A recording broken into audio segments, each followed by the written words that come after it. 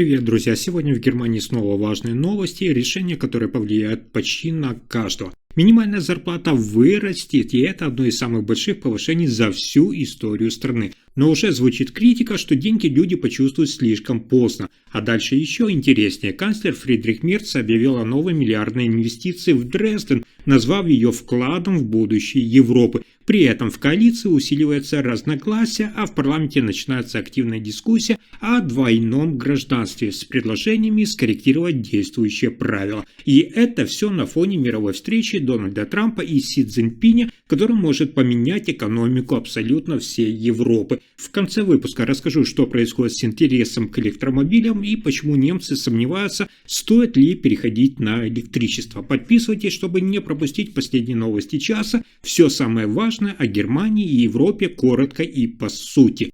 Итак, сегодня в Германии произошло одно из самых масштабных повышений минимальной заработной платы за всю историю ее существования. С 1 января 2026 года минимальная ставка почасовой оплаты труда будет поднята с нынешних 12,82 евро до 13,90 евро, а с 1 января 2027 года она достигнет 14,60 евро. Это решение было утверждено на заседании Федерального кабинета и стало реализацией рекомендаций комиссии по минимальной заработной плате.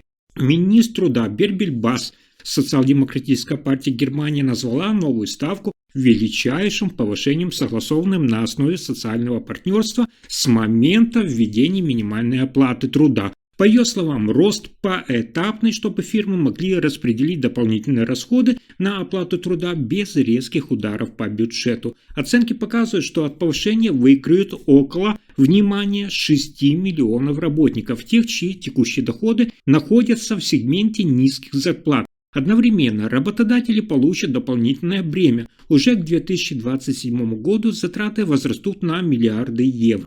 Представители оппозиции заявили, что сроки повышения слишком растянуты и подчеркнули, что гражданам важно ощущать выгоду уже сейчас. Следующая новость – одна из самых важных для экономики Германии. Канцлер Германии Фридрих Мерц высоко оценил крупнейшую инвестицию в полупроводниковую отрасль страны.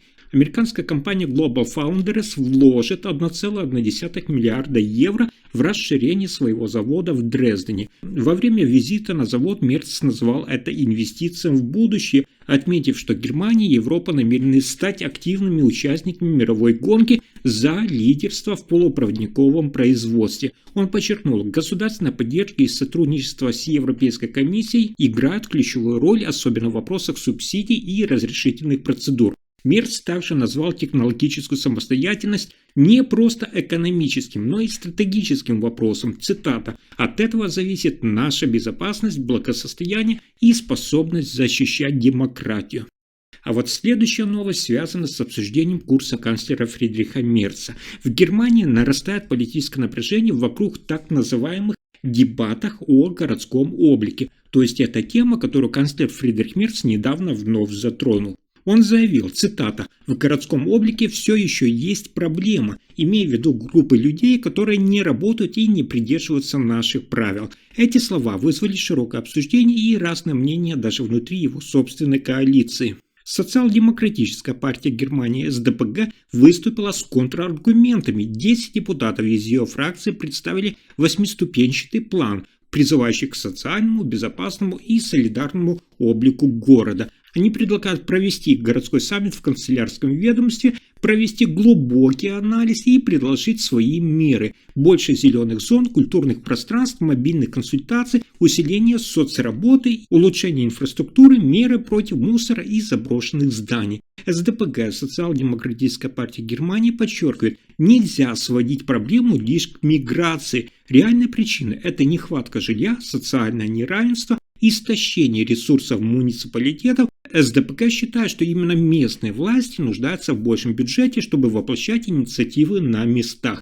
Представители городской власти и Союза муниципалитетов призывают обратить внимание не на словесные формулировки, а на конкретные задачи. Финансирование, безопасность, контроль над общественным пространством. По их мнению, города уже испытывают серьезное давление из-за ограничения бюджета и растущих социальных вызовов. Теперь ключевой вопрос о том, смогут ли Мерц и его союзники перейти от обсуждений к конкретным шагам и предоставить муниципалитетам ресурсы и инструменты для улучшения городского облика с акцентом на практические решения. Но на этом сюрпризы дня не заканчиваются. В Германии активизировалось парламентское обсуждение вопроса двойного гражданства. Политики из союзных партий ХДС и ХСС предлагают реформу, которая может радикально изменить принципы присвоения немецкого паспорта. Согласно новому плану, двойное гражданство предлагается сделать исключением, а не правилом.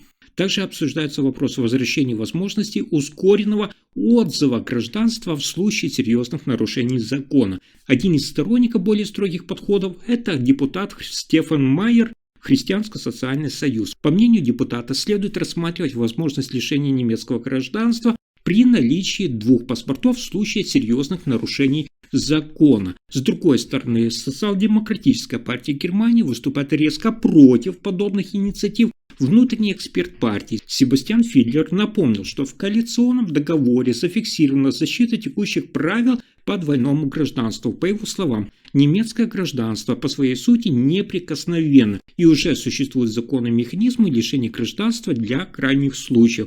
Представители же зеленых и эксперты по миграции называют предложение спорным политическим шагом от реальных проблем города, например, жилищного кризиса и недостаточной интеграции. Критика охватывает не только само содержание. Правопреемственность таких мер вызывает вопросы с точки зрения и Конституции, и принципов права. Уже сейчас ведутся дискуссии о том, как будет выглядеть переходной период, на каких основаниях гражданство может быть отобрано и какие критерии применимы.